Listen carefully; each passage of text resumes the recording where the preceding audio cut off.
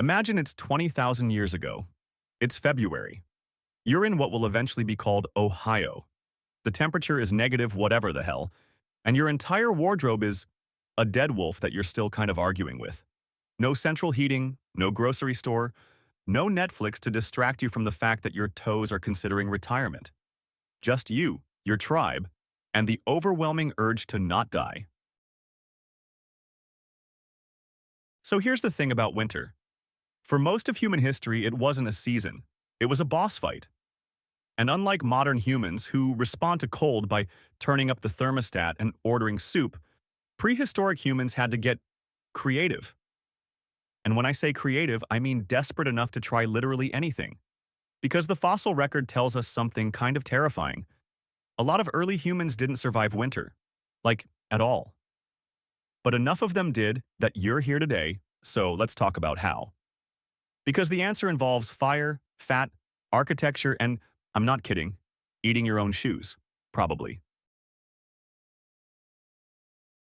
Let's start with the obvious. Fire. Humans have been hanging out with fire for about 1 million years, give or take. And I say hanging out because for most of that time, we didn't actually know how to make fire. We just kept it alive. Imagine being the guy who let the fire go out. That's not just embarrassing. That's a potential death sentence. Some researchers think early firekeeping was so important that specific people in the group were literally just fire babysitters. And before you ask, yes, they absolutely did try to steal fire from neighbors. And yes, it probably started some of humanity's earliest property disputes.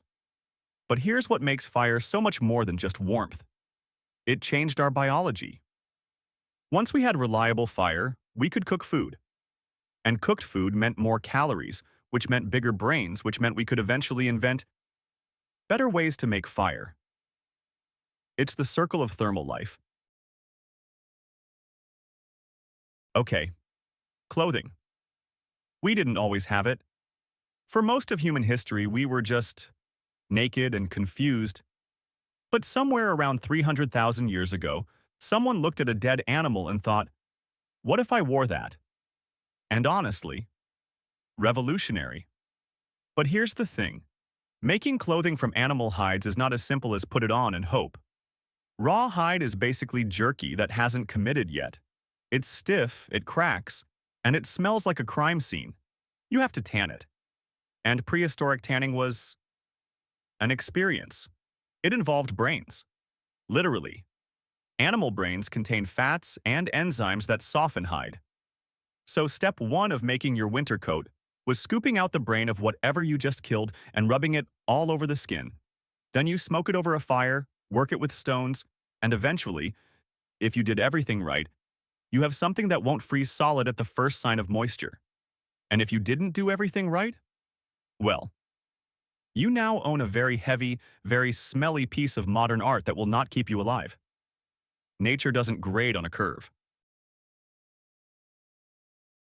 Shelter. In summer, you can sleep under a tree and call it a day. In winter, that tree is now a refrigerator that occasionally drops branches on you. So humans got into architecture.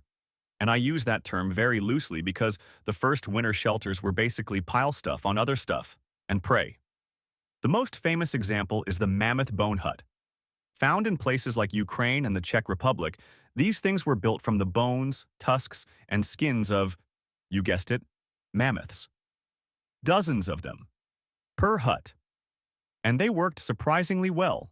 The bones provided structure, the skins insulated, and the whole thing was partially buried, which meant the earth itself helped regulate temperature. These huts could stay above freezing even when it was absolutely miserable outside. But here's the catch. You needed a lot of mammoths. And mammoths weren't exactly lining up to donate their skeletons to your housing project. So these huts were often built near kill sites, reused season after season, and honestly, they probably smelled like a barn that had given up. Food. The real problem with winter isn't the cold. It's that everything is either frozen, dead, or hiding really well. So how did they eat? Well, the short answer is they prepared. All summer and fall, humans were basically squirrels with anxiety, drying meat, grinding grains, storing anything that wouldn't immediately rot. But here's where it gets interesting. Prehistoric humans weren't just eating the obvious stuff. They were eating everything. Bone marrow, organs, the stomach contents of herbivores, which, yes, is technically a salad that someone else already chewed, and fat. So much fat. In winter, fat isn't just food. It's fuel, it's insulation, it's currency. The fattest animals were the most valuable, and the fattest humans were the most likely to survive. For most of history, winter body wasn't an insult. It was a survival strategy. Oh, and if things got really bad, they ate things we don't talk about at dinner parties.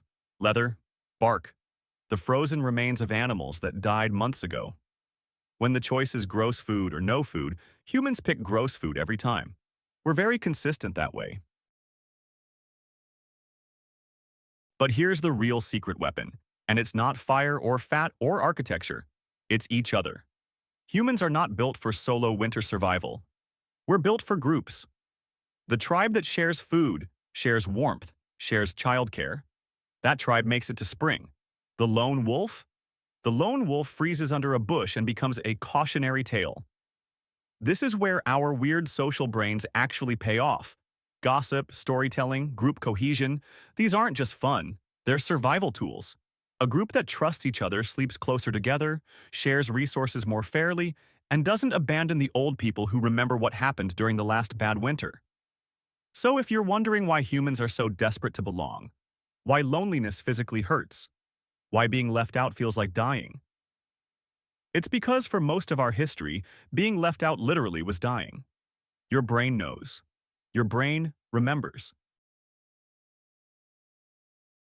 So the next time you're complaining that the heater is taking too long, or that your winter coat isn't fashionable enough, or that you have to walk to the car in the cold, remember, your ancestors spent 300,000 years figuring out how to not die in February, and they succeeded just enough that you can sit here, warm and fed, watching a stick figure documentary about how miserable they were.